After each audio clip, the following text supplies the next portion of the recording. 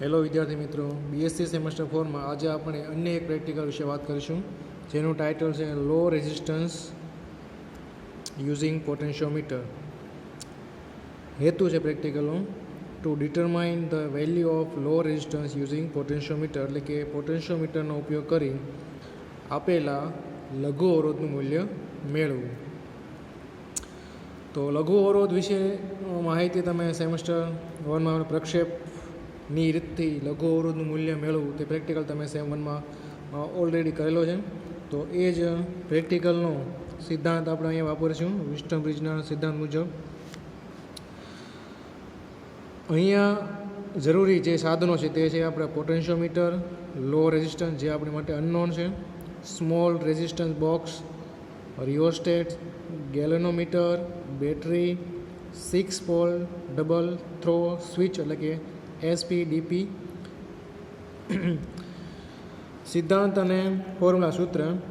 સો જ્યારે કોઈ પણ બ્રિજ હોય અથવા તો પોટેન્શિયોમીટરનો એ કન્સેપ્ટ યુઝ કરવો છે આપણે, તો when a low resistance is connected, means small r, connected parallel with a potentiometer, and when electric current passes in it, it produces a potential difference which will be equal to the potential difference between the two points on potentiometer. એટલે કે જ્યારે કોઈ small R કે capital R અવરોધને પોટેન્શિયોમીટરની સાથે આપણે સમાંતરમાં જોડીએ ત્યારે જે કાંઈ કરંટ ફ્લો થાય અને વિદ્યુત સ્થિતિમાનનો તફાવત ઉત્પન્ન થાય તે પોટેન્શિયોમીટરના બે ટર્મિનલ ઉપર થતા વીજ સ્થિતિમાનના તફાવત બરાબર હોય છે. તે સિદ્ધાંતનો ઉપયોગ કરીને આપણે અહીંયા લઘુ અવરોધનું લો રેઝિસ્ટન્સનું મૂલ્ય મેળવીશું. એનું સૂત્ર જે છે તે low resistance small R is equal to capital R into L1/L2, જે ઇક્વેશનથી તમે જાણીતા છો. હવે કેપિટલ આર એટલે કે જે આપણે અવરોધ પેટી વાપરવાના રેઝિસ્ટન્સ બોક્સ, એમાંથી જે કાંઈ આપણે અવરોધ કાઢશું એને કહીશું કે આપણે capital R. And L1 L2 જે કાંઈ પોટેન્શિયોમીટર ઉપર આપણે ન્યુટ્રલ પોઈન્ટ્સ મેળવશું જ્યારે સ્મોલ આર પેરેલલ જોડેલો હોય ત્યારે અને કેપિટલ આર પેરેલલ જોડેલો હોય ત્યારે જે કાંઈ નલ બિંદુ આપણને મળશે એ લંબાઈ કેટલી છે એને આપણે કહીશું L1 અને L2. બરાબર. તો હવે જોઈએ પ્રેક્ટિકલ ડાયાગ્રામ, સર્કિટ ડાયાગ્રામ. તો સર્કિટ ડાયાગ્રામમાં તમને થોડોક કોમ્પ્લિકેટેડ હોય એવું લાગે છે, પણ જેમ તમે જોડતા છો તેમ તેમ સરળ છે, સાવ અઘરું નથી. એટલે તો જે એક બોક્સ ડ્રો કરીમાં 6 પોઈન્ટ બતાવેલા છે એને કહીશું આપણે એસપીડીપી એટલે કે 6 પોલ ડબલ થ્રો કી.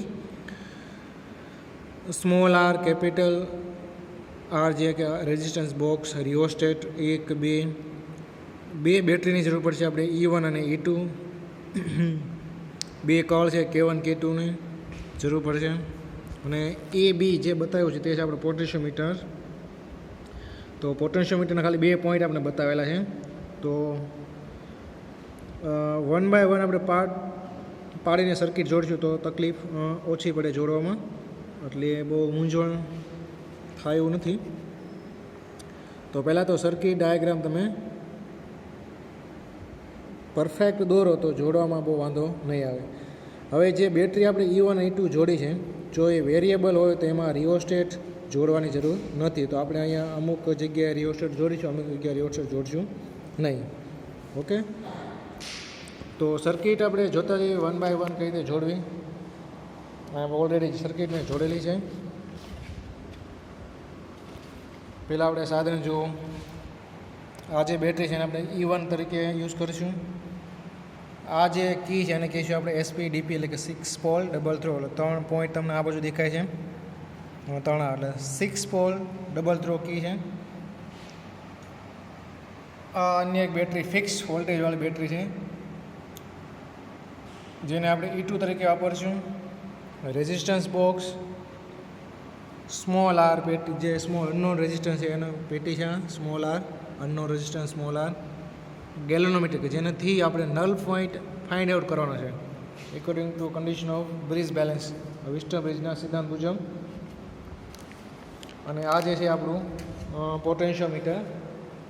જે તમે દેખાય છે સ્ક્રીન પર. ટોટલ લેન્થ જે પોટેન્શિયોમીટર છે એ depends on number of wires connected in potentiometer. So here 4 wires connected. Length of one wire is 100 centimeter. એક વાયરની લંબાઈ જે છે તે 100 સેન્ટીમીટર છે. તો 4 વાયર અહીં જોડેલા છે. ટોટલ લેન્થ થશે પોટેન્શિયોમીટરની 400 સેન્ટીમીટર, જેની આપણે જરૂર નથી, પણ વધારે રીડિંગ લેવા માટે આપણે વધારે લેન્થવાળા પોટેન્શિયોમીટરની જરૂર પડે. તો એક તારવાળો પોટેન્શિયોમીટર હોય, 4 હોય, 6 હોય, 8 હોય, 10 હોય વગેરે, જેવી આપણી રિક્વાયરમેન્ટ. ઓકે, તો હવે જોઈએ કઈ રીતે સર્કિટ જોડવી. તો પહેલાં આપણે E1માંથી ટર્મિનલ જોડશું. તો બેટરી E1નો પોઝિટિવ ક્યાં જાય? તો કે પોટેન્શિયોમીટરના એ ટર્મિનલ. 2 ટર્મિનલ છે અહીંયા, કોઈ પણને આપણે એ કહી શકશું. તો પોઝિટિવ પોટેન્શિયોમીટરના એ ટર્મિનલ ઉપર, એટલે આ બેટરીનો પોઝિટિવ ભૂરો વાયર જે છે એમાં જોડ્યો. ત્યાંથી ક્યાં જાય છે? તો કે ડીપી ડીટી અથવા એસપીડીપીમાં વચ્ચેમાં જાય છે, બરાબર. તો પીળો જે વાયર છે તે તમે જોઈ શકો છો એસપીડીપીના મિડલ ટર્મિનલમાં જોડેલો છે અહીંયા. લો ક્લિયર. એની એક્ઝેક્ટ સામેનો જે ટર્મિનલ છે એમાં આપણે જોડશું ગેલેનોમીટરનો એક ટર્મિનલ, જે તમે જોઈ શકો છો, અને ત્યાંથી જાય છે જોકી કીમાં. એટલું ક્લિયર. બેટરી E1નો નેગેટિવ ટર્મિનલ બીમાં જાય છે રિયોસ્ટેટ મારફતે, પણ અહીંયા આપણે ચલિત બેટરી જોડેલી છે એટલે કે રિયોસ્ટેટની જરૂર પડશે નહીં. K1 પણ જોડેલી નથી અને જોડવાની જરૂર નથી, એટલે નેગેટિવ ટર્મિનલ પોટેન્શિયોમીટરના બી, આના બી કીધું છે આપણે, બરાબર. આ એ અને આ બી. એટલું ક્લિયર. એટલે ઉપરનો પાર્ટ જોડાઈ ગયો. હવે નીચેનો પાર્ટ. તો પહેલાં તમારે E2ને સાથે શ્રેણીમાં સ્મોલ આરમાંથી, એટલે કે બેટરી E2 જે છે એનો પોઝિટિવ ટર્મિનલ સ્મોલ આરમાં જાય. સ્મોલ આરમાંથી રેઝિસ્ટન્સ બોક્સમાં જશે. રેઝિસ્ટન્સ બોક્સમાંથી ક્યાં જાય? રિયોસ્ટેટ. અને રિયોસ્ટેટનો એક ટર્મિનલ ક્યાં જશે?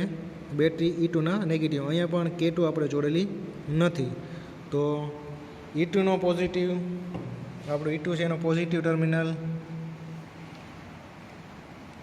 સ્મોલ આરમાં ગયો.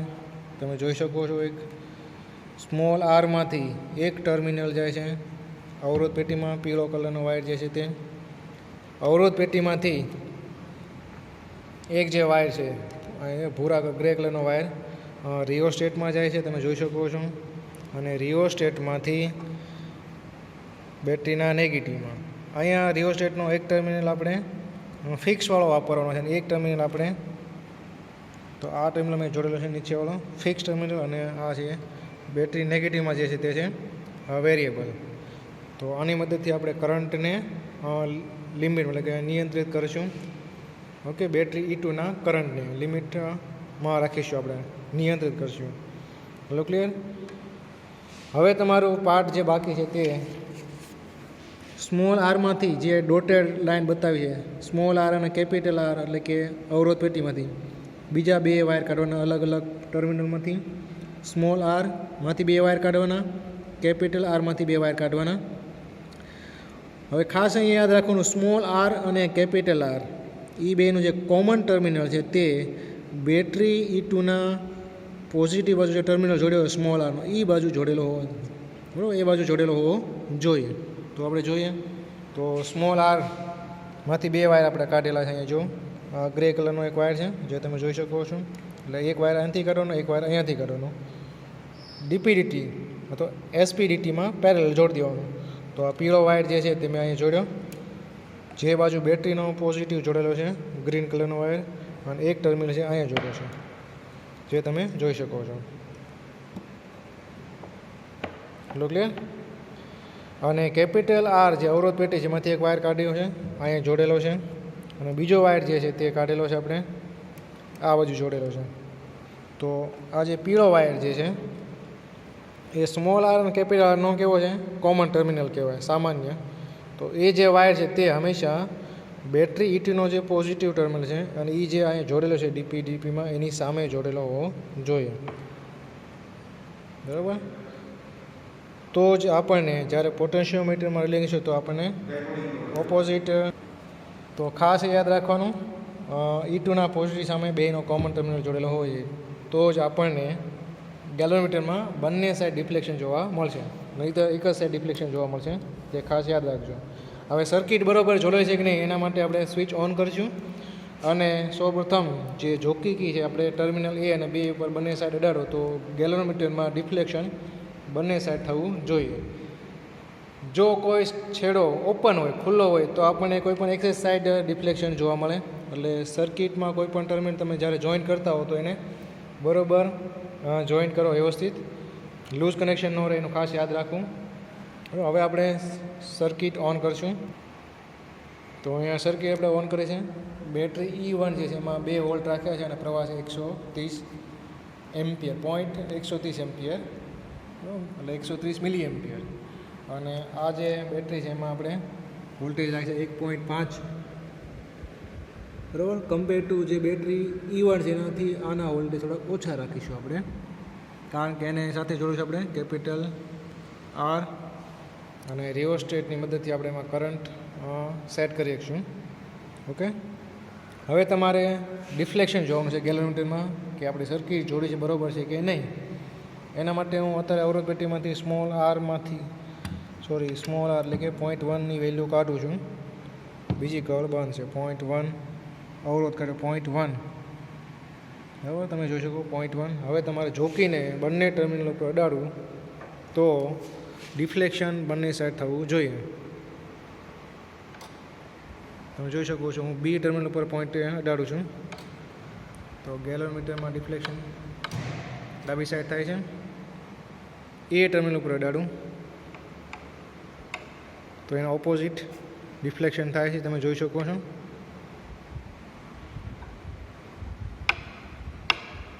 બરાબર, ઓપોઝિટ ડિફ્લેક્શન થાય છે 0.1માં. એવી જ રીતે આ જ્યારે હવે એક વાત કહેવાનું ભૂલાઈ ગઈ કે જે SDP છે એમાં આ જે કનેક્ટર છે એ વચ્ચે છે એટલે કોમન છે. જ્યારે હું એને આ બાજુ કનેક્ટ કરું તો એ બાજુ બે જે ટર્મિનલ છે આપણા એ સ્મોલ R એને પેરેલલ જોડેલો છે તો એ સ્મોલ R ને પેરેલલ થશે, એટલે કે પોટેન્શિયોમીટરને પેરેલલ કોણ થશે?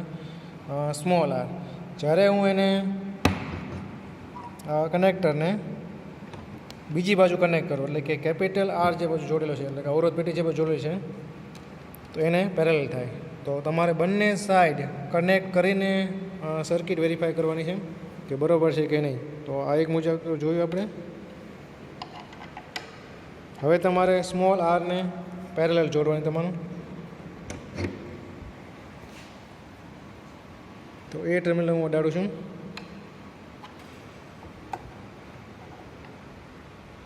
તમે જોઈ શકો છો કે જમણી બાજુ ડિફ્લેક્શન જોવા મળે છે આપણને.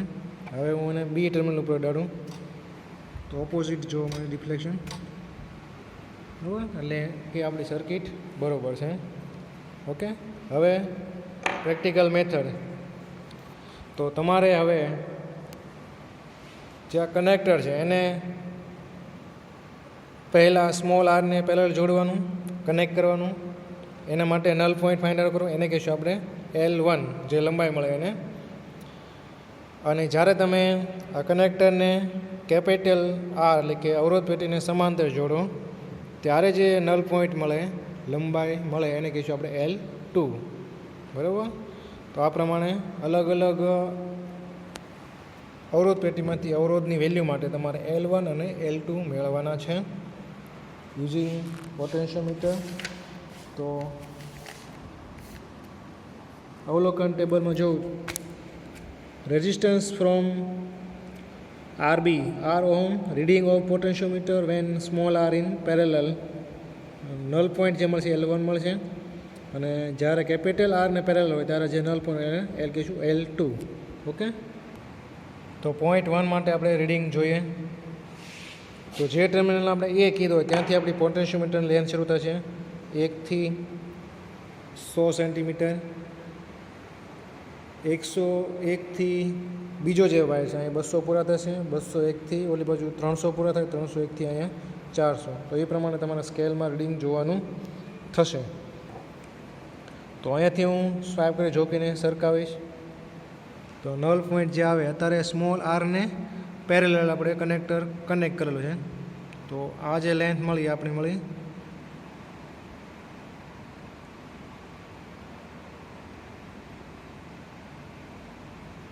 L1.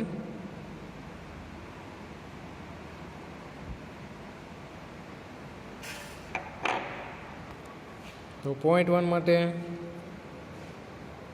જોકીને આપણે એ ટર્મિનલ બાજુથી સરખાવું છું અને નલ પોઈન્ટ એટલે હું જોકીને ફેરવું છું તો 0 ઉપર આવે,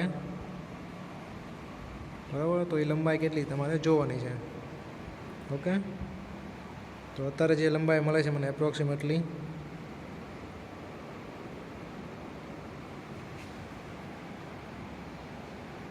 50 મળે છે, બરાબર. ઉપરનો સ્કેલ જોવાનો છે કારણ કે આપણે એથી શરૂ કર્યું અને 1 2 3 નીચેના સ્કેલમાં લખેલું છે એટલે એ થશે આપણું 50 સેન્ટીમીટર. L1 50 સેન્ટીમીટર મળ્યું અને L2 માટે પછી આને કનેક્ટ કરશું કેપિટલ આરને પેરેલલ. પછી જોકીને આપણે એથી સ્વાઇપ કરશું તો એ મળે છે 54 સેન્ટીમીટર. તો L1 મળ્યું આપણને 50 સેન્ટીમીટર 0.1 માટે અને L2 મળ્યું આપણને 54 સેન્ટીમીટર. તે તમારે નોટ ડાઉન કરવાનું છે. હવે 0.2 માટે તો રેઝિસ્ટન્સ બોક્સમાં 0.2 કરશું આપણે, એના માટે રીડિંગ લઈશું. અત્યારે કેપિટલ આરને પેરેલલ જોડેલું છે તો આપણે L2 મળશે.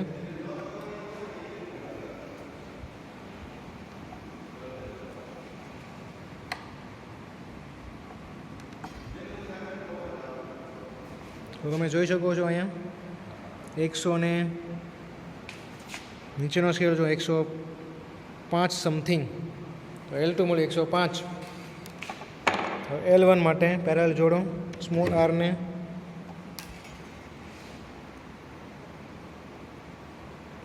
જોકીને સ્વાઇપ કરો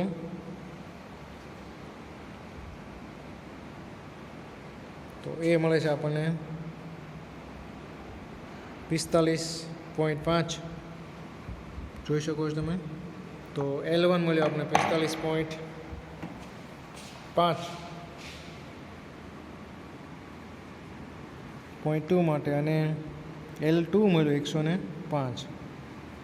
તો આ પ્રમાણે તમારે 0.1 0.2 0.3 0.4 0.5 માટે રીડિંગ લેતા જવાના છે અને L1 અને L2 મેળવવાના છે, બરાબર. તો એ મળશે તમને L1 અને L2. એના પરથી તમારે મેળવવાનું છે low resistance small R is equal to capital R into L1 upon L2 ohm. તો એપ્રોક્સિમેટલી 0.1ની આજુબાજુ જવાબ આપને આવે છે આ પ્રમાણે. તો લઘુ અવરોધ એટલે કે એવો અવરોધ જેની કિંમત 1 કરતાં નાની હોય એને આપણે કહીશું લો રેઝિસ્ટન્સ. ઓકે, તો આ પ્રમાણે આપણે પોટેન્શિયોમીટરમાં એસપી કીની મદદથી પોટેન્શિયોમીટરનો ઉપયોગ કરી આપેલા લઘુ અવરોધ એટલે કે લો રેઝિસ્ટન્સનું મૂલ્ય મેળવી શકીએ છીએ. Okay, thank you.